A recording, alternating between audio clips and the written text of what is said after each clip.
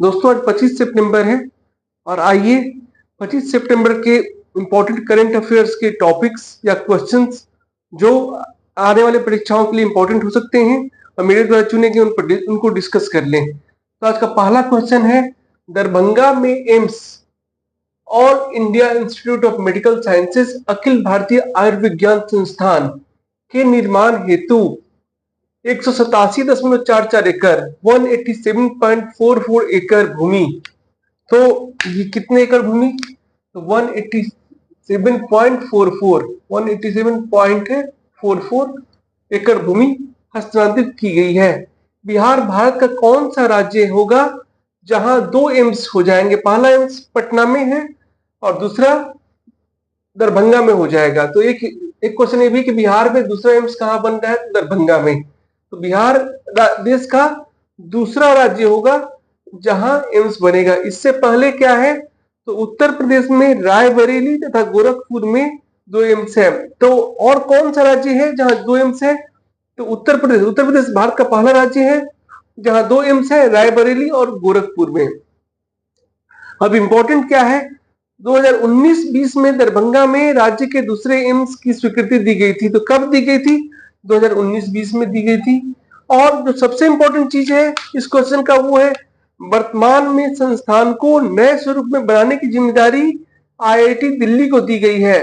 तो इस संस्थान को बनाने की जिम्मेदारी किसको दी गई है? आईआईटी दिल्ली को। ये सबसे इंपॉर्टेंट चीज है, आईआईटी दिल्ली को इस संस्थान में को नए स्वरूप में बनाने की जिम्मेदारी दी गई है।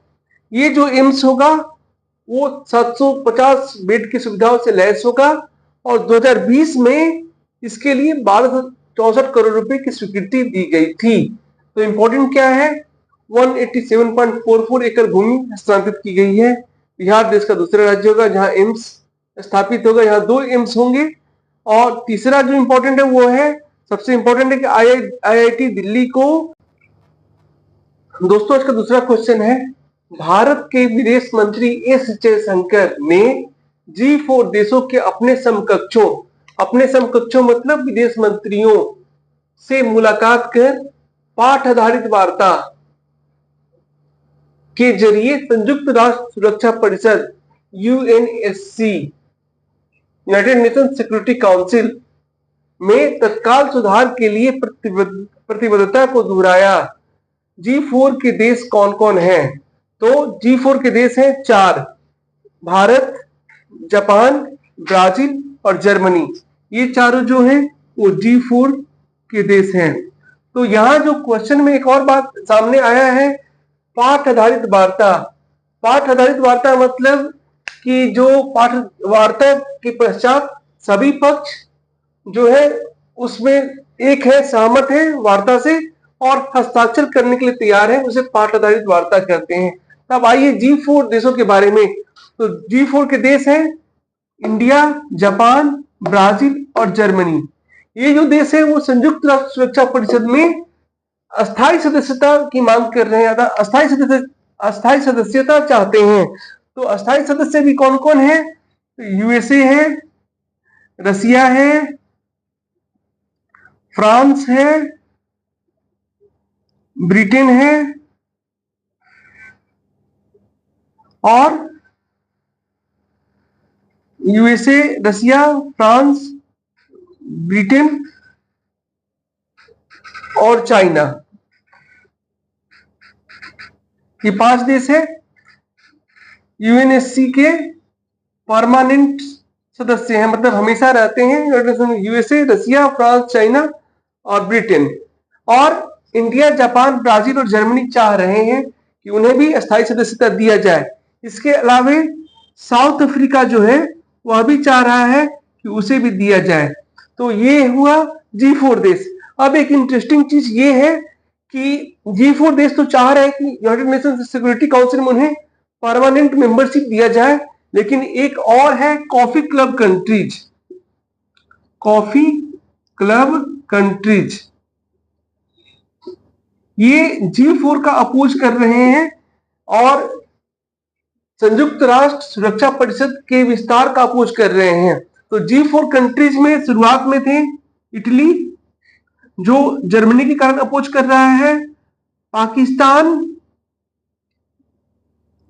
और मेक्सिको, इटली, पाकिस्तान, मेक्सिको और इजिप्ट, इन चारों ने मिलके कॉफी क्लब कंट्रीज का निर्माण किया था। वर्तमान में इसमें अनौपचारिक रूप से 40 के करीब देश शामिल हैं, जिनमें साउथ कोरिया, अर्जेंटीना, स्पेन भी शामिल हैं। तो ऑस्ट्रेलिया, ये सब देश, कनाडा, ये सब देश शामिल हो गए कॉफी क्लब कंट्रीज में, जो G4 देशों के संयुक्त राष्ट्र सुरक्षा परिषद में स्थायी सदस्यता का विरोध कर रहे हैं। आज का तीसरा क्वेश्चन है, श्रीलंका की नई राष्ट्रपति कौन है? या श्रीलंका की नई राष्ट्रपति के रूप में किसने शपथ ग्रहण किया? तो इसका उत्तर है हरनी अमरसूरिया। हरनी अमरसूरिया ने मंगलवार 24 सितंबर 2024 को श्रीलंका के नए प्रधानमंत्री के रूप में शपथ ली। इससे पहले 2000 में श्रीमावो बंडारनायके भी प्रधानमंत्री बनी थी।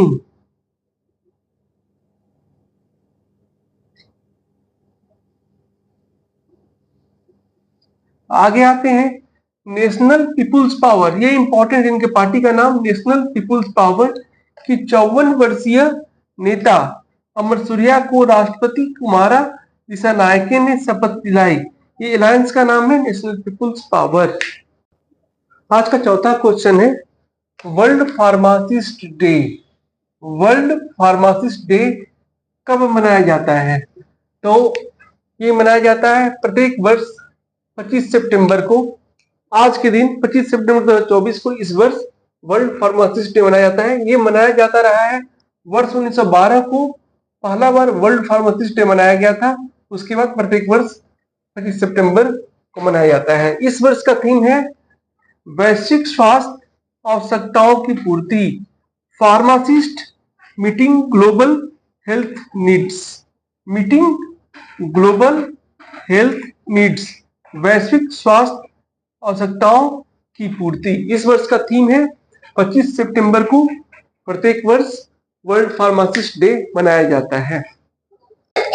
आज का पांचवा क्वेश्चन है, सिंगापुर में किस भारतीय मूल के मंत्री को भ्रष्टाचार का दोषी पाया गया है? तो भारतीय मूल के मंत्री हैं जिन्हें भ्रष्टाचार का दोषी पाया गया है। तो एस ईश्वरन ये पूर्व परिवहन मंत्री हैं सिंगापुर के, जिन्हें भ्रष्टाचार का दोषी पाया गया है। इस बारे में और बात कर लेते हैं। सिंगापुर के 50 साल के इतिहास में ऐसा पहली बार है जब किसी मंत्री को भ्रष्टाचार का दोषी पाया गया है। तो 50 साल के इतिहास में पहली बार एस ईश्वरन, पूर्व परिवहन मंत्री जो भारतीय मूल के हैं, उन्हें भ्रष्टाचार का दोषी पाया गया है।